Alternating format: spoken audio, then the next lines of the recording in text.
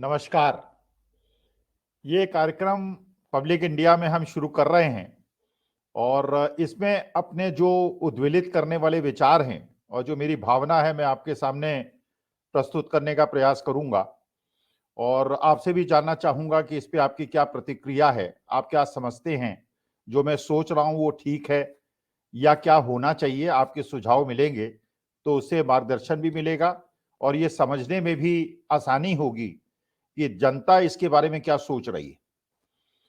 जो मैंने असल में देखा है, जो चुनाव के पहले ये जो 5 राज्यों के चुनाव हुए, उसके पहले जो मानस था और जिस प्रकार से सर्वेज हुए, लोग जनता के बीच में गए, लोगों ने, अखबारों ने भी किया, जो पोल सर्वे करने वाले थे उन्होंने भी किया, जनता से वो मिले और उनके द्वारा मिले हुए जो एक अंदाजा था उसको जनता के सामने परोसा। और हम लोग जो पैनलिस्ट थे, जो डिफरेंट चैनल्स में आते थे और हम ये समझते थे, समझने का प्रयास करते थे कि जनता का मत क्या है।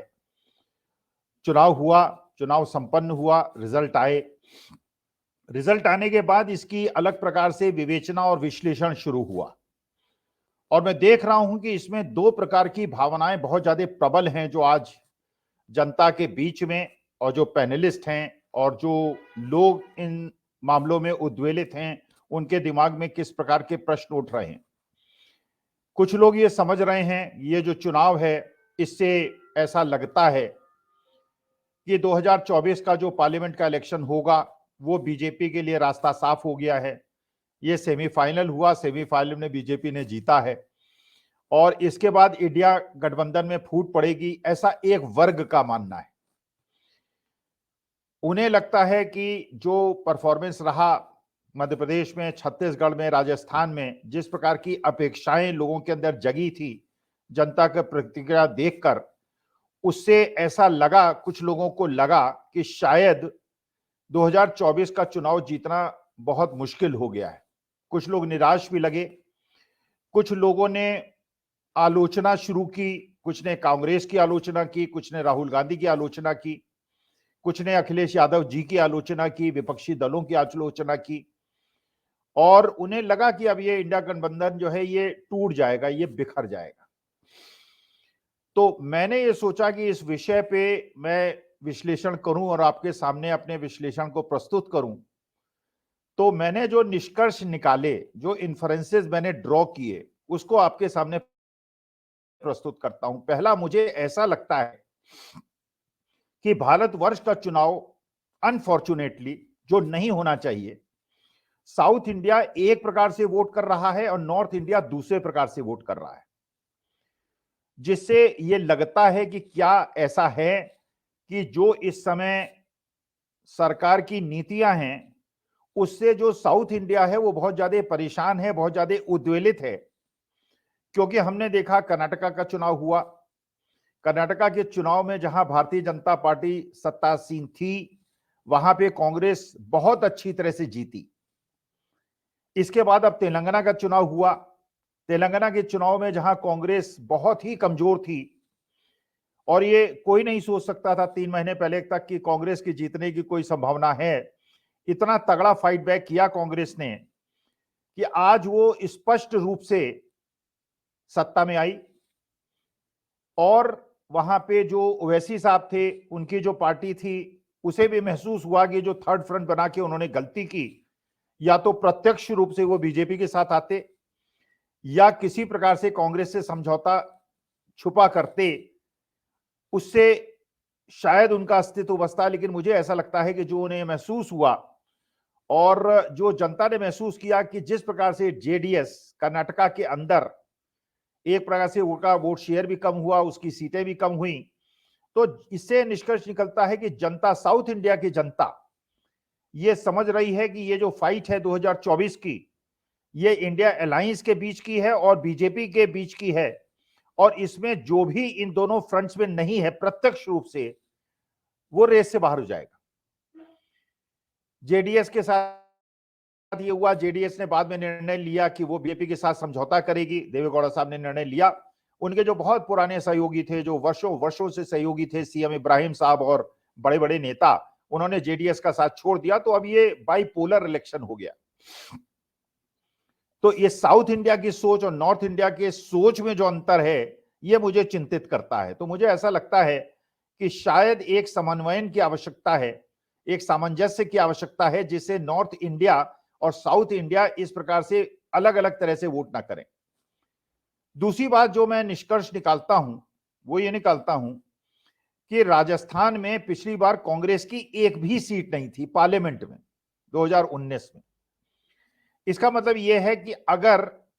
यह मान लिया जाए, जैसा लोग कह रहे हैं, क्योंकि बीजेपी जीती है राजस्थान में, इसलिए शायद वही स्थिति हो कि पिछली बार जैसे कांग्रेस को कोई सीट नहीं मिली थी, इस बार भी शायद सीट नहीं मिलेगी। लेकिन अगर पार्लियामेंट वाइज अगर आप एनालिसिस करेंगे तो आपको लगेगा कि जहां पिछली बार एक भी सीट नहीं मिली थी, इस बार बहुत सारी सीटें ऐसी हैं इस असेंबली इलेक्शन के आधार पर जहां कांग्रेस की जीतने की संभावना है। इसी प्रकार से मध्य प्रदेश में पिछली बार कांग्रेस को केवल एकमात्र सीट एक मिली थी, जो छिंदवाड़ा की सीट थी। और छिंदवाड़ा की सीट आपको शायद स्मरण होगा 1977 में, जबकि जनता पार्टी की वेव थी, एक तरफा वेव थी जयप्रकाश के आंदोलन के बाद। उसके बाद पूरे उत्तर भारत में, वेस्ट बंगाल में, बिहार में, मध्य प्रदेश में, उत्तर प्रदेश में, हिमाचल प्रदेश में, उत्तराखंड में, उस समय खैर उत्तराखंड नहीं बना था, पंजाब में, हरियाणा में, राजस्थान में पूरी कांग्रेस साफ हो गई थी। लेकिन कांग्रेस की एक सीट तब भी आई थी, और जो सीट थी कमलनाथ की छिंदवाड़ा की। और इस बार के जो विधानसभा चुनाव हैं, अगर उनका विश्लेषण आप करेंगे तो आपको पता चलेगा कि जो पार्लियामेंट्री सीट के अंदर 7 विधानसभा की सीटें हैं छिंदवाड़ा के अंदर, इस बार के विधानसभा चुनाव में भी 7 सीट कांग्रेस जीती है। इसके बावजूद कि बाकी पार्ट्स में नहीं जीती है, लेकिन छिंदवाड़ा की सीटें जीती है। इससे पता चलता है कि कमलनाथ का छिंदवाड़ा की पार्लियामेंट्री सीट पे पूरी पकड़ है, और यह संभावना बहुत ही कम है, बहुत क्षीण है कि 2024 में यह सीट बीजेपी उससे जीत पाए। इसके अलावा भी पूरे प्रदेश में अगर आप देखेंगे तो बहुत सारी ऐसी पार्लियामेंट्री सीट्स हैं जहां पे विधानसभा वार वोटों की अगर टोटल किया जाए तो कांग्रेस को कई सीटें मिलने की संभावना है। इसका मतलब 2019 की तुलना में 2024 में अगर केवल विधानसभा चुनावों का विश्लेषण किया जाए तो कांग्रेस को जहां पिछली बार मध्य प्रदेश और राजस्थान में केवल एक सीट मिली थी, इस बार कई सीटें मिलने की संभावना है। इसका मतलब बढ़ोतरी होगी, बीजेपी की घटोतरी होगी। छत्तीसगढ़ में पिछली बार कांग्रेस को मात्र 2 सीट मिली थी, और अगर यह माना जाए विधानसभा वार अगर विश्लेषण किया जाए तो यह पता चलता है कई सीटें ऐसी हैं जिसमें कांग्रेस के जीतने की संभावना है। इसका मतलब 2019 की तुलना में 2024 में कांग्रेस की सीटें कम से कम उन स्टेट्स में, छत्तीसगढ़ में, मध्य प्रदेश में और राजस्थान में, जहां पे विधानसभा चुनाव बीजेपी जीती है, कांग्रेस की सीटें बढ़ने की ही संभावना है, कम होने की संभावना नहीं। यह तो बात हुई केवल आज के असेंबली इलेक्शन के आधार पर। और अगर यह बात करें कि जो इंडेक्स ऑफ अपोजिशन यूनिटी है उसके संदर्भ में बात की जाए, तो क्योंकि इंडिया गठबंधन जो बना था वो विधानसभा चुनावों के लिए नहीं बना था, वो बना था लोकसभा चुनाव के लिए 2024 के लिए। तो इस बार जो ये इंडेक्स ऑफ अपोजिशन यूनिटी है वो बहुत कम था, क्योंकि सपा ने भी सीट लड़ी थी, बीएसपी ने भी लड़ी थी, जो ट्राइबल्स की पार्टियां थी, जो आदिवासियों की पार्टियां थी राजस्थान में, मध्य प्रदेश में और छत्तीसगढ़ में, उन्होंने भी सीटें लड़ी थी, तो वोटों का डिवीजन हुआ था। लेकिन जब इंडिया गठबंधन पार्लियामेंट इलेक्शन में काम करेगा तो इसका मतलब यह है कि क्योंकि अपोजिशन की यूनिटी का इंडेक्स बढ़ेगा, इसलिए कांग्रेस की सीटें इस विधानसभा चुनाव से भी बढ़ने की संभावना है। तो यह अंदाजा लगाया जा सकता है, अगर इसका सूक्ष्म और गहन विश्लेषण किया जाए, कि 2024 में जो 2019 में पार्लियामेंट सीट मिली थी उसमें कांग्रेस की सीटें बढ़ने की बहुत बड़ी संभावना है। अब जो पिछले 6-7 महीने के अंदर चुनाव हुए थे, हिमाचल प्रदेश में हुआ था, कर्नाटका के अंदर हुआ था, तो आपने उसमें देखा कि कर्नाटका, जहां पे कांग्रेस की मात्र एक सीट थी 2019 में, जो डीके शिवकुमार के भाई हैं, उन्होंने सीट जीती थी, लेकिन आज वहां पे कांग्रेस जीती है और अच्छी खासी मार्जिन से जीती है। इसका माने अगर पिछले 6 महीने पहले के असेंबली इलेक्शंस को ही एक्स्ट्रापोलेट किया जाए तो आज कम से कम 15 सीटें कांग्रेस की जीतने की संभावना है। तो जहां मध्य प्रदेश, छत्तीसगढ़, राजस्थान में सीट नहीं घटने की संभावना है, तेलंगाना में और कर्नाटका में बहुत सारी सीटें बढ़ने की संभावना है। तेलंगाना में मात्र 3 सीट कांग्रेस जीती थी, लेकिन वहां जैसे एक युवा चीफ मिनिस्टर बने हैं और जिस प्रकार से वो लगातार जनता के संपर्क में रहे हैं, जुझारू नेता हैं, डीके शिवकुमार की तरह के एक जुझारू नेता हैं, युवा नेता हैं, तेज तर्रार नेता हैं, तो अगर अगले 5-6 महीने वो इसी प्रकार से काम करते रहे और जनता के संपर्क में रहे और अपना काडर उन्होंने बनाया जो पार्लियामेंट इलेक्शन में काम कर सके, और क्योंकि तेलंगाना में बीजेपी का जो काडर है वो बहुत मजबूत नहीं है, कर्नाटका में तो है, बाकी स्टेट्स में है, लेकिन तेलंगाना में उतना मजबूत नहीं है, तो ये संभावना है कम से कम 20-25 सीटें कांग्रेस की बढ़ सकती हैं केवल इन 2 स्टेट्स में, और पांचों स्टेट को मिला लिया जाए तो करीब 30 सीटें बढ़ सकती हैं केवल पिछले विधानसभा चुनावों को एक्स्ट्रापोलेट करने से। और बीजेपी को सत्ता मुक्त करने के लिए कितनी सीटों की आवश्यकता है? 303 सीटें हैं, 275 सीटों पे रोका जा सकता है, 28 सीट कम करने की आवश्यकता है। इसका मतलब यह है कि वो वर्ग, वो समाज का वर्ग जिसने पिछले 3-4 महीने से तपस्या की थी, ये करने का प्रयास किया था कि देश के अंदर जिस प्रकार से धार्मिक भावनाओं को भड़काकर और भगवान श्री राम को राजनीति में घसीटकर जिस प्रकार से जनता को विभाजित करने का प्रयास किया जाए, वो शायद साउथ इंडिया ने पूरी तरह से रिजेक्ट कर दिया है, जहां से पिछली बार कम से कम 28-29 सीटें बीजेपी को मिली थी, और अगर इसी प्रकार से असेंबली इलेक्शंस के हिसाब से वोटिंग हुई तो 28 सीटें केवल इन साउथ इंडिया के स्टेट से कम हो सकती।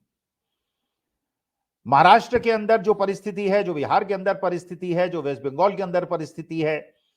और जिस प्रकार की 1-to-1 फाइट वहां पे होगी, जो नीतीश कुमार जी के स्टेटमेंट से भी पता चला, जिस प्रकार से उन्होंने कहा कि हम लोग यूनाइटेडली लड़ेंगे, तेजस्वी यादव ने भी कहा, अखिलेश यादव ने भी कहा, तो ऐसा लगता है कि जो ये महसूस हुआ कि इन असेंबली इलेक्शंस में जो हिंदी भाषी प्रदेश हैं, उनके अंदर कांग्रेस अब या अपोजिशन पार्टीज को यह महसूस हो गया है कि अगर उन्होंने पार्लियामेंट इलेक्शन में, जिसके लिए इंडिया अलायंस बना है, अगर एकजुट लड़के मिलकर चुनाव लड़ा तो उनके जीतने की बहुत ज्यादा संभावना है। तो मैं ये नहीं मानता हूं कि जीतने की संभावनाएं इन विधानसभा चुनावों से या इन रिजल्ट्स को एक्स्ट्रापोलेट करने से कम होती है, बल्कि मुझे ऐसा लगता है ये जो चुनाव हुए हैं और जो इस समय परिदृश्य देश के अंदर है, उससे वो लोग जो कि देश में मोहब्बत की बात कर रहे हैं, देश में एकता की बात कर रहे हैं, देश को एकजुट करने की बात कर रहे हैं, धार्मिक विद्वेष से अलग रहने की बात कर रहे हैं, जो कि जुड़ेगा भारत की बात कर रहे हैं, वो लोग की जीत की प्रबल संभावना है, कम होने की संभावना नहीं है। जब वेस्ट बंगाल में 18 सीटें बीजेपी को मिली थी, इस बार मिलने की संभावना नहीं, महाराष्ट्र में भी नहीं है, बिहार में भी नहीं है, उत्तर प्रदेश में भी केवल सपा को 5 सीटें मिली थी, इस बार वो संभावना नहीं है। हिमाचल प्रदेश वो प्रदेश है जहां पे सवर्णों की संख्या सबसे ज्यादा है, जो कि बीजेपी का बहुत स्ट्रॉन्ग सपोर्ट बेस है, वहां भी अगर कांग्रेस जीती है, इसका मतलब यह है कि सवर्णों के अंदर भी एक विचार उठना शुरू हो गया है कि हमें नीतियों को देखना है, हमें कार्यक्रमों को देखना है, और ये धार्मिक जातीय विद्वेष देश के लिए हानिकारक है, उसके साथ चलना उचित नहीं है। तो मुझे ऐसा लगता है उत्तराखंड के अंदर, हरियाणा के अंदर जहां 10 की 10 सीटें बीजेपी जीती थी, आज जो परिस्थिति है जो जमीनी स्तर की है, क्योंकि मैं हरियाणा में बैठा हूं, मुझे नहीं लगता कि वो स्थिति है कि बीजेपी 10 की 10 सीट जीत पाएगी। इसलिए 2024 का चुनाव और जिसके मकसद से इंडिया अलायंस बनाया गया था, ये सारे दृष्टिकोण से मुझे ऐसा लगता है कि इतना बीजेपी के लिए आसान नहीं है, मोदी जी के लिए इतना आसान नहीं है। उन्हें यह कोशिश करनी पड़ेगी कि साउथ इंडिया को किसी प्रकार से अपने को जोड़े, लेकिन अगर वो साउथ इंडिया को जोड़ने का प्रयास करेगी तो नॉर्थ इंडिया का जो स्ट्रॉन्ग बेस है उनका कटेगा। जैसे जिस प्रकार से बहुत सारे मुद्दों को जो साउथ इंडिया के मेंबर ऑफ पार्लियामेंट्स ने उठाया, उसका प्रतिरोध किया गया या कराया गया उत्तर भारत से, उससे डिवाइड और ज्यादा गहरी हो गई है। इसके बाद जो अगला प्रश्न उठता है कि मेरे जैसे लोगों का क्या कर्तव्य है, हमारे जैसे लोगों का क्या कर्तव्य है। वो लोगों का क्या कर्तव्य है जो पिछले 4-5 महीने से लोगों को मोहब्बत की बातें सिखाते रहे, बताते रहे, लोगों के आत्मबल को बढ़ाते रहे, लोगों को प्रोत्साहन देते रहे कि वो मोहब्बत की बात करें, नफरत को हटाएं, जो हिंदू, मुसलमान, सिख, ईसाई, बौद्ध, हरिजन, बेकाराइट, साउथ इंडिया, नॉर्थ इंडिया के डिवाइड को खत्म करें, ऐसे लोग के खिलाफ वो बात करें, तो हम लोगों का कर्तव्य क्या बनता है। तो ये मुझे लगता है, मैं अपना विश्लेषण कर रहा था कि मैं एक गैर राजनीतिक व्यक्ति हूं, मेरा राजनीति से कोई लेना देना नहीं है, न मैंने कोई जीवन में चुनाव लड़ा है, न मैं किसी अपने जीवन में चुनाव लड़ूंगा, न मेरी कोई राजनीतिक महत्वाकांक्षा है। तो मैंने इतना प्रयास क्यों किया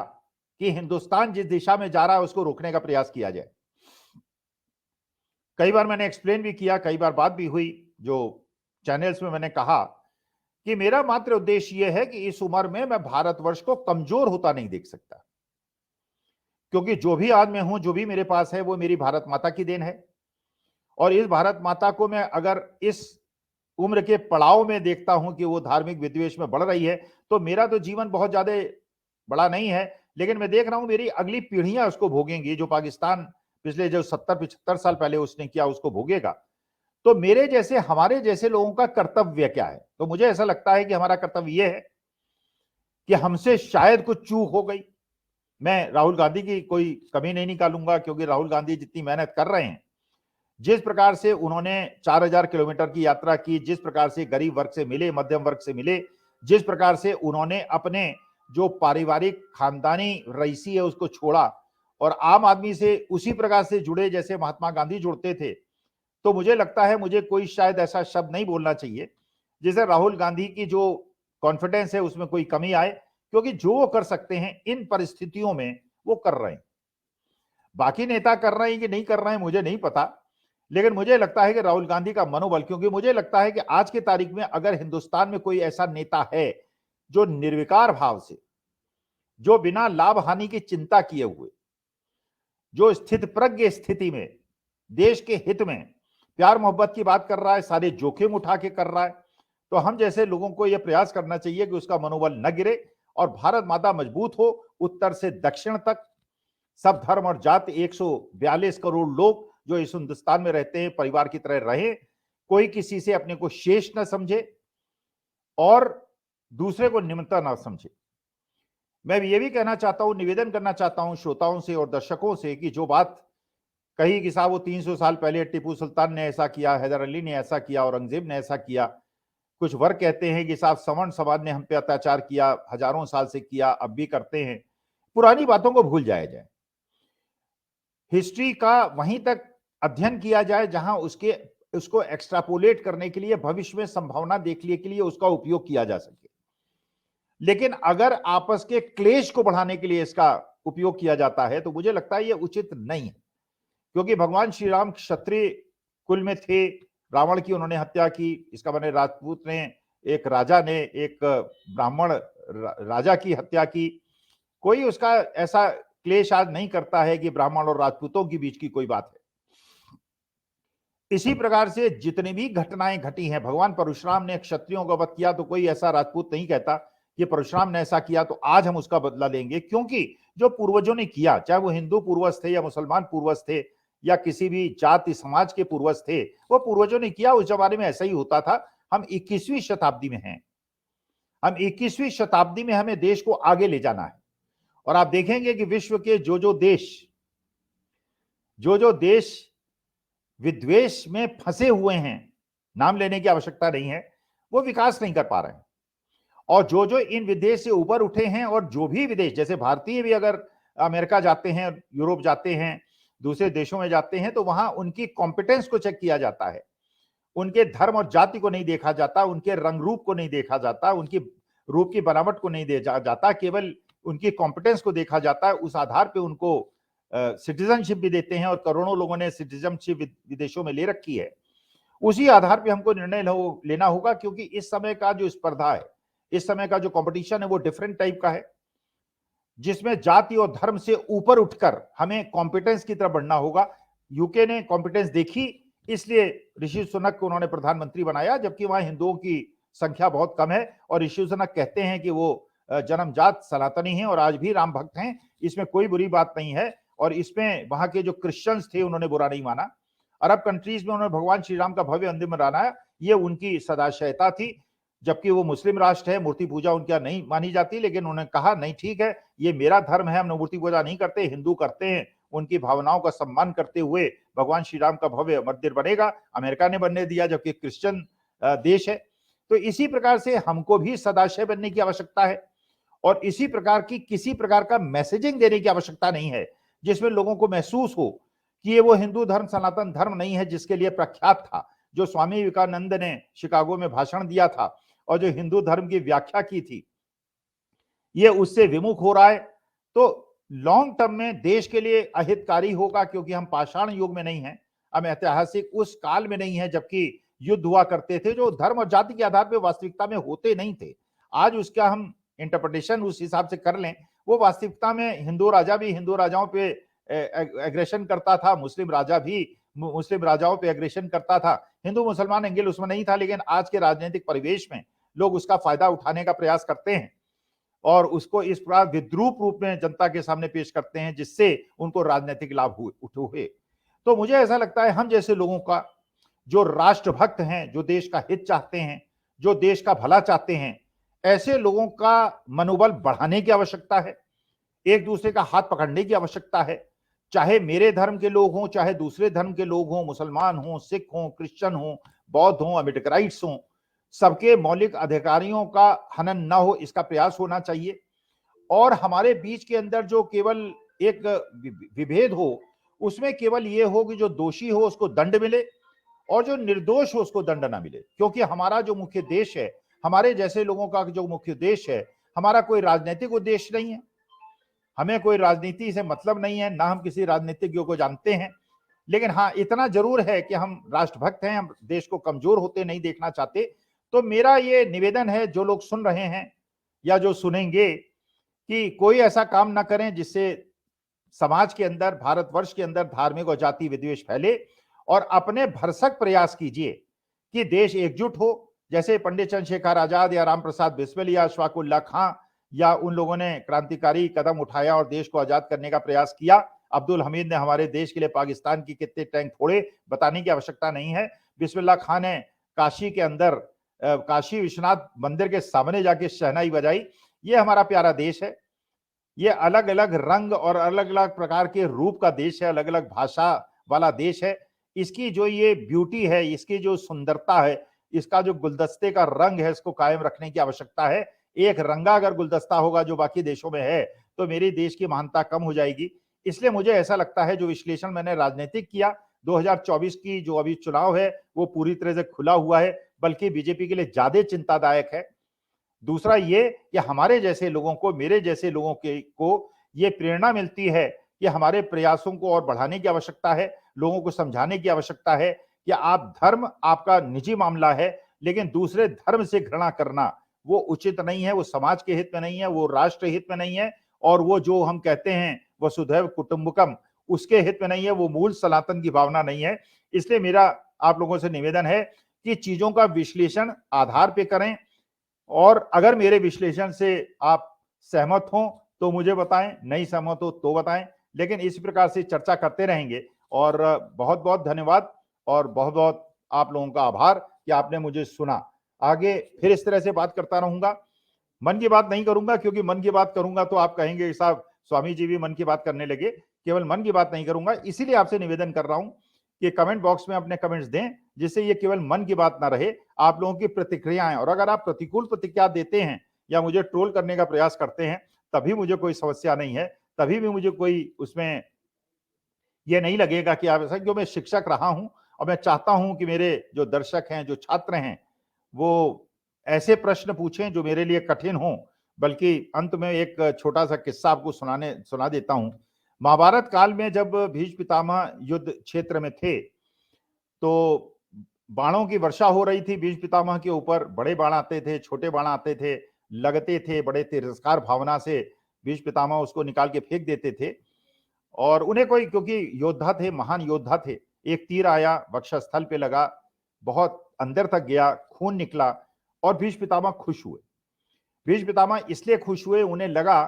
कि ये अर्जुन, मेरे शिष्य अर्जुन का तीर है जो अपने गुरु के सीने को भेद सकता है। तो वास्तविकता में गुरु को, मेरे जैसे लोगों को जो अवसान काल में हैं, मुझे अच्छा लगेगा, अच्छे प्रश्न आप पूछेंगे, अपनी जिज्ञासाएं मेरे सामने रखेंगे, और जो मैंने विश्लेषण किया उससे सहमत हूं, असहमत हूं, उससे कोई प्रश्न नहीं, लेकिन प्रतिक्रिया दीजिए जिससे कि ये मन की बात ना हो, ये केवल एक तरफा बात ना हो, ये जन की बात हो। जैसे आगे जब मैं आपसे मुखातिब हूं तो आपके जो जिज्ञासाएं हैं, आपके दिमाग में जो प्रश्न हैं, उनका मैं ख्याल रख सकूं। बहुत बहुत धन्यवाद, आभार।